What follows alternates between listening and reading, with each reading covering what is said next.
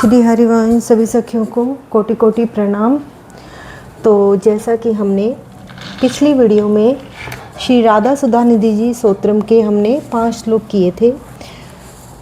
मेरे में इतनी सामर्थ्य तो नहीं है कि मैं उनका बहुत अच्छे से वो कर सकूं, व्याख्या कर सकूं। बस थोड़ा सा भाव है और भाव के साथ इसका एक्सप्लेनेशन है उन सखियों के लिए जो पढ़ नहीं सकते हैं, सिर्फ सुन सकते हैं। तो चलिए आज की वीडियो शुरू करते हैं। तो आज हम व्याख्या करेंगे श्लोक नंबर 6 की, 6 की, 7 की, 8 की, 9 की और 10वीं की। तो पहला श्लोक है तत्र प्रतिशरण चमत्कृत चारुलीला लावण्य मोहन महा मधुरांग भंगी राधा ननम ही मधुरांग कला निधान मावी भविष्यति कदा रस सिंधु सारम। तो इसकी हिंदी व्याख्या है जिस मुख कमल से महामोहन माधुरी के हाव भाव आदि के विविध अंगों की भंगिमा युक्त सुंदर लीलाओं का लावण्य प्रतिक्षण चमत्कार पूर्ण बनता है, माधुर्य के अंगों की कला का उत्पत्ति स्थान एवं रस सिंधु का सार रूप वह श्री राधा मुख हमारे सम्मुख कब प्रकट होगा। अब यहाँ पे जो महामोहन माधुरी है, हमारे श्री कृष्ण जो है, हमारे लाल जो हैं, जो उनके मुख की जो महामाधुरी है, जो शोभा है, वो किससे शोभित होती है? हमारी श्री जी की आभा से। तो श्री हरिवंश महाप्रभु उन्हीं के लिए बोल रहे हैं कि ऐसे मुख माधुरी का हमें उनका दर्शन होगा, उनकी मुख माधुरी का, श्री जी की मुख माधुरी का। तो अगर सरल भाव इसका देखें तो हमारे हरिवंश महाप्रभु कह रहे हैं, हे श्री राधे, आपकी कृपा के बिना भगवान श्री कृष्ण की प्राप्ति तो संभव ही नहीं है।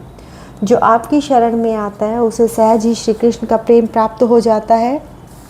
और इस श्लोक में जो हमारे आचार्य हैं वो बताते हैं कि श्री राधा जी केवल श्री कृष्ण की प्रिया ही नहीं बल्कि उनकी कृपा शक्ति भी है। जो श्री जी के चरणों में जिसको स्थान मिल गया तो उसको ऑटोमेटिकली हमारे लाल जी की कृपा तो मिल ही जाएगी, हम लाल जी के प्रिय हो जाएंगे।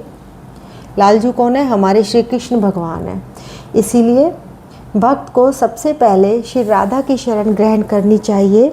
जब श्री राधा प्रसन्न होती हैं तब श्री कृष्ण स्वयं भक्त को स्वीकार कर लेते हैं, सहज ही स्वभाव में वो स्वीकार कर लेते हैं।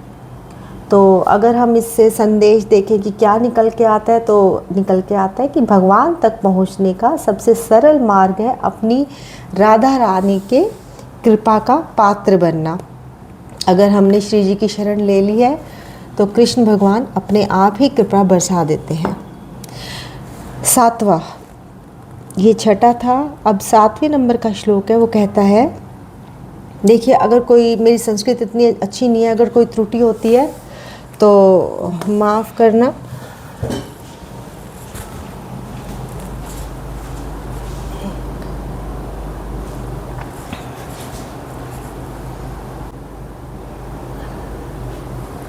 तो चलिए अब हम श्लोक नंबर 7 देखते हैं। यति कंडृषु बहुशः खलु काकुवाणी नित्य परसः पुरुषस्य शिखंडमूले तस्या कदा रसनिधे वृषभानुजाया सतत केली कुंज भवनांग मार्जन्यस्याम। तो इसमें अर्थात मोर मुकुटधारी, कौन है मोर मुकुटधारी? यहाँ पे हमारे श्री कृष्ण भगवान है।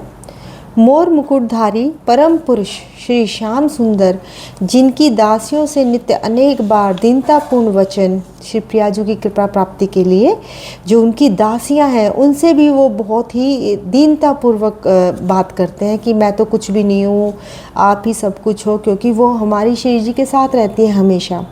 तो जब सखियों की कृपा होती है, लालजू भी तभी हमारी श्री जी के दर्शन कर पाते हैं। तो वो उनको कहते हैं उन रस निधि विश्वभानुनंदिनी। विश्वभानुनंदी हमारी श्री जी है, राधा जी को कहा गया है कि केली कुंज भवन के आंगन की सोहनी झाड़ू लगाने वाली मैं कब होंगी। देखो कितने सुंदर भाव हैं। हरिवंश महाप्रभु कह रहे हैं कि भैया जिनके आंगन की सोहनी लगाने के लिए श्री कृष्ण बार बार प्रार्थना करते हैं उनकी सखियों से कि उनको ये कृपा प्राप्त हो जाए, ऐसी श्री जी की, ऐसी राधा रानी के मुझे कब दर्शन होंगे, कब मैं उनकी बनूंगी।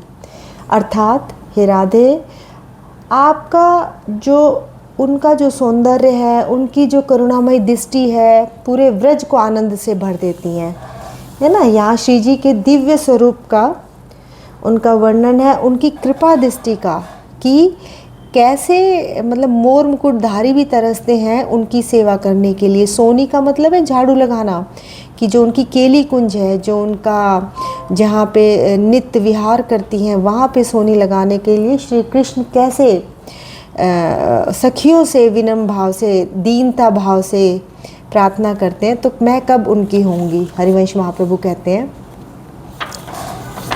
अब 8वें नंबर का श्लोक कहता है, वृंदादानी सर्व महता पहाय दुराद वृंदा तवी मनुसर प्रेरणयेन चेत सतारण कृत्य स्वभाव व सुधार सौम्य राधा विधान में दिव्य निधानमस्ति। अर्थात हे चित्त, अब अपने मन को कह रहे, हे चित्त तू सभी महान साधनों और साध्यों के समूह से दूर से त्याग करके प्रेम पूर्वक श्री वृंदावन का अनुसरण कर, क्योंकि वहाँ सज्जनों को तारने को तत्पर सुंदर भाव रूपी सुधारस से पूर्ण श्री राधा नाम वाली अलौकिक निधि विराजमान है। इसमें हरिवंश महाप्रभु के भाव झलकते हैं।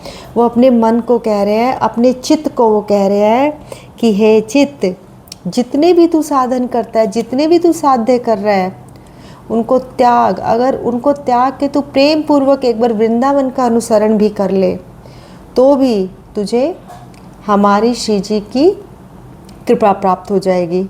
वहाँ पे कौन है, वहाँ पे हमारी श्री जी विराजमान है। कहाँ पे, वृंदावन में। तो वो अपने चित्त को कह रहे हैं कि कोई भी साधन इतना बड़ा नहीं है, सिर्फ एक मन को, एक चित्त को लगाने का साधन है। अगर हमारा चित्त हमारी श्री जी के चरणों में लग जाता है तो कृपा अपने आप प्राप्त हो जाती है। वो तत्पर बैठी हैं, उनके सुंदर भाव रूपी सुधारस से पूर्ण श्री राधा है, वो अलौकिक निधिवन विराजमान वहाँ पे है। कब मैं उनके दर्शन करूँगा, यानी कि वृंदावन की महिमा कही गई है। नेक्स्ट श्लोक है, इसमें मतलब प्रतिदिन बस राधा नाम का स्मरण करो और बस आप उतर जाओगे पार। राधा नाम का जब केवल शब्दों का उच्चारण नहीं है, वो एक प्रेम का अनुभव है। नाम जप से मन शुद्ध होता है, भगवान के प्रति प्रेम जागृत होता है। यानी कि अगर हम प्रतिदिन नाम जप कर रहे हैं श्रद्धा के साथ, तो बस फिर और इसके अलावा कुछ चाहिए ही नहीं। कोई साधन काम नहीं आता, कोई साध्य काम नहीं आता, सिर्फ प्रेम से अगर एक बार भी पुकारा जाए तो वो करुणा बरसाने के लिए विराजमान है, साक्षात विराजमान है वृंदावन में।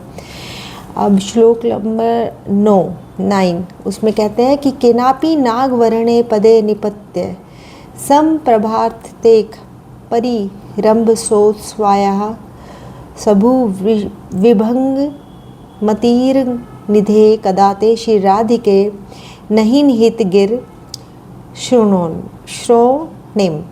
हे राधे, हे श्री राधे, कोई लोकतर चतुर शिरोमणि, यानी कि किसको कहा गया चतुर शिरोमणि, हमारे श्याम सुंदर को, आपके चरणों में गिरकर आपसे एक बार रसोत्सव रूप आलिंगन की याचना कर रहे हैं। और हे अति कौतुक निधि, आप अपनी भ्रुकुटियों को विभंगित करके नहीं कह रही हैं, मैं आपके इन शब्दों को कब सुनूंगी।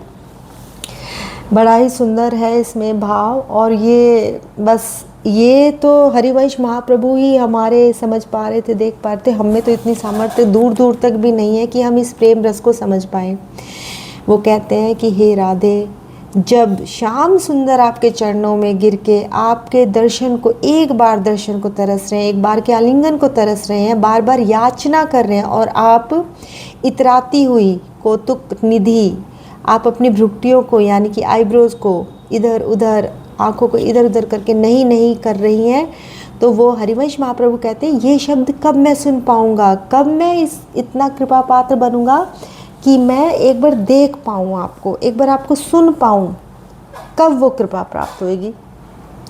तो इसमें भाव निकल के आता है कि भाई भक्त अपनी असहाय स्वीकार कर रहा है कि हम कितने असहाय हैं, पूर्ण रूप से श्री राधा जी पर निर्भर हैं। यही सच्ची शरणागति है। अब अहंकार समाप्त होता है, तब कृपा का द्वार खुलता है। अब इसे जो राधा सुधा निधि जी हैं, इसमें हमें हमारे हरिवंश महाप्रभु के इतने सुंदर भाव प्रकट होते हैं कि अगर हम इसको प्रेम पूर्वक पढ़ते हैं तो हमें साक्षात श्री जी का अनुभव होता है, उनकी कृपा का अनुभव होता है। हमारे श्याम सुंदर कि किस तरह से वो खवासी कर रहे हैं हमारे श्री जी के लिए, तो हम तो फिर क्या हैं, हम तो कुछ भी नहीं कर रहे हैं।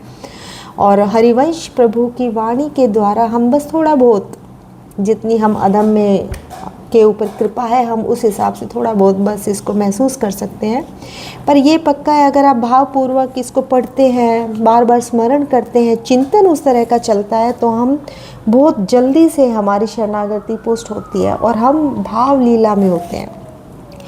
तो देखिए श्लोक नंबर 10 क्या कहता है, यत पादम मन नख चंद्र छटकाया विस्फुजित किंपि गोप वधु वर्षवर्दिशि पूर्णानुराग सागर सार मूर्ति साराधिका यही कदापि कृपाम करो तू। अर्थात जिनके चरण कमल के नख रूपी चंद्रमणि की छटा का कुछ अनिर्वचनीय विलास गोपियों में देखा गया है, वे पूर्ण अनुराग रस के सागर की सार सर्वस्वरूप मूर्ति श्री राधिका मुझ पर भी कभी कृपा करे। हरिवंश महाप्रभु के बहुत ही सुंदर इसमें भाव है। वो कहते हैं कि जिनके चरण कमल के नख रूपी, नख यानी कि बिल्कुल छोटा, नाखून से भी छोटा, चंद्रमणि की छटा का अनिर्वचनीय, अनिर्वचनीय का मतलब होता है यहाँ पे जिसको हम व्याख्यान ना कर पाएँ, विलास गोपियों में देखा गया है। भाई गोपियाँ तो विशेष कृपा पात्र थी हमारी श्री जी की, लाल जू से पहले गोपियाँ श्री जी की कृपा पात्र हैं। और हमारी श्री जी की कृपा प्राप्त करने के हमारे लाल जू को सखियों की ख्वासी करनी पड़ती है, पहले दीनता पूर्वक भाव से उनको बार बार निवेदन करना पड़ता है। तो हरिवंश महाप्रभु कह रहे हैं कि जीवन के प्रत्येक क्षण में श्री राधा जी का स्मरण बना रहे, यही सबसे बड़ा आध्यात्मिक धन है। और वो बार बार श्री जी को कह रहे हैं, बार बार उनको प्रार्थना कर रहे हैं कि कब हम उनके स्वरूप का दर्शन कर पाएंगे। कभी मेरे भी अहोभाग्य होंगे कि मैं अपनी श्री जी का दर्शन कर पाऊँ। तो बहुत सुंदर है। ये व्याख्या थी हमारी श्लोक नंबर 6 से लेके और श्लोक नंबर 10। श्री राधा सुधा निधि जी जो साक्षात हमें श्री जी के भाव में ले जाती हैं, हमारी राधा रानी के भाव में ले जाती हैं। बहुत ही सुंदर हरिवंश महाप्रभु के भाव है इसके अंदर। जय जय श्री राधे, गुरुदेव भगवान की जय हो, हरिवंश महाप्रभु की जय हो, समस्त सहचरी वृंद की जय हो। जय जय श्याम, जय जय।